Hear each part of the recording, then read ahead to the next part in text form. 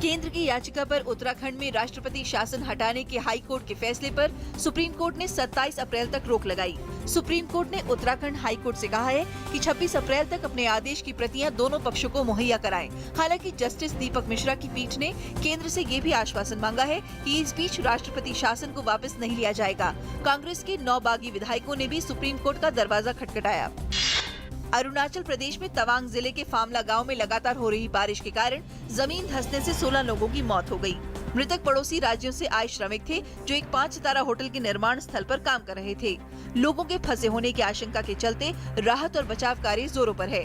केंद्रीय गृह राज्य मंत्री किरेन रिजिजू ने घटनास्थल का दौरा करके राहत कार्यों का जायजा लिया। प्रधानमंत्री ने भूस्खलन में मारे गए लोगों की मौत पर दुख व्यक्त किया। घरेलू गैस पर सब्सिडी छोड़ने के लिए केंद्र सरकार द्वारा चलाए जा रहे गिवन अप अभियान के तहत अभी तक 1 करोड़ 13 लाख लोगों ने अपनी सब्सिडी छोड़ी। पेट्रोलियम मंत्री धर्मेंद्र प्रधान ने कहा कि इस वजह से 60 लाख गरीब परिवारों को मुहैया हुए नए गैस कनेक्शन। प्रधान ने साथ ही कहा प्रधानमंत्री 1 मई से बलिया से उज्ज्वला योजना की करेंगे शुरुआत। केंद्रीय गृह मंत्री राजनाथ सिंह की अध्यक्षता में बाढ़ और सूखे से प्रभावित राज्यों को केंद्रीय सहायता देने के लिए हुई उच्च स्तरीय बैठक। कर्नाटक के लिए 723.3 करोड़ रुपए, पुदुचेरी के लिए 35.14 करोड़ रुपए और भूस्खलन से प्रभावित अरुणाचल प्रदेश के लिए 84.33 करोड़ रुपए प्रदान करने को दी मंजूरी।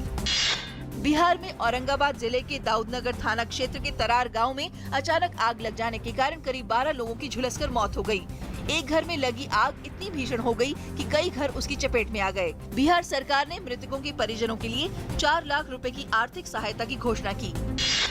तमिलनाडु, केरल और पुदुचेरी में एक ही चरण में होने वाले विधानसभा चुनावों की अधिसूचना जारी होने के साथ ही नामांकन भरने की प्रक्रिया हुई शुरू।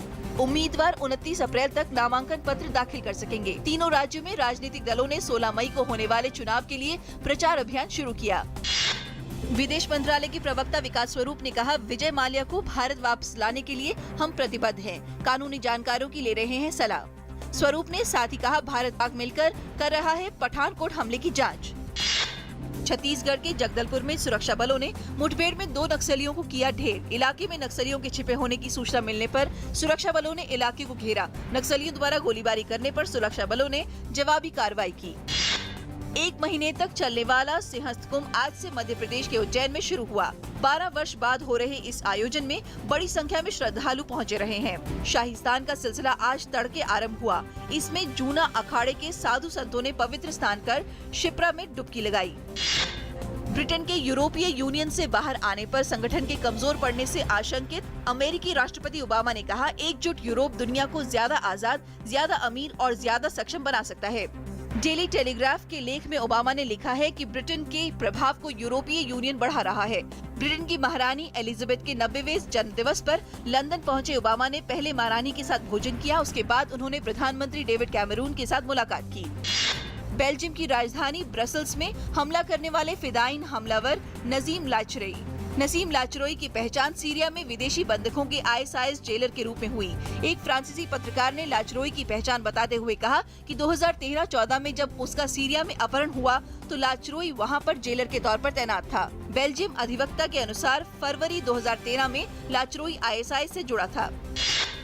फीफा अध्यक्ष गियानी इन्फेंटिनो ने कहा, कतर में 2022 के फीफा विश्व कप के बनाए जा रहे मजदूरों के शोषण संबंधी मामलों की होगी जांच। कतर के दौरे पर गए इन्फेंटिनो ने कहा कि उन्होंने इस मामले पर कतर के प्रधानमंत्री को अवगत करा दिया है और एक स्वतंत्र दल इस मामले की जांच करेगा।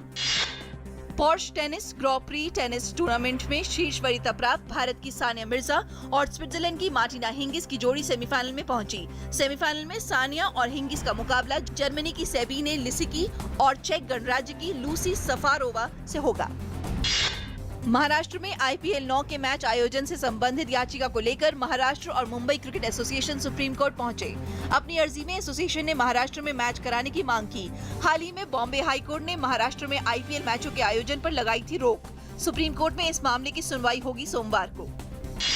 देश के शीर्ष क्यू खिलाड़ी पंकज अडवाणी ने कतर के दोहा में खेली जा रही एशिया स्नूकर चैंपियनशिप 2016 के सेमीफाइनल में जगह बनाकर पदक राउंड में प्रवेश कर लिया।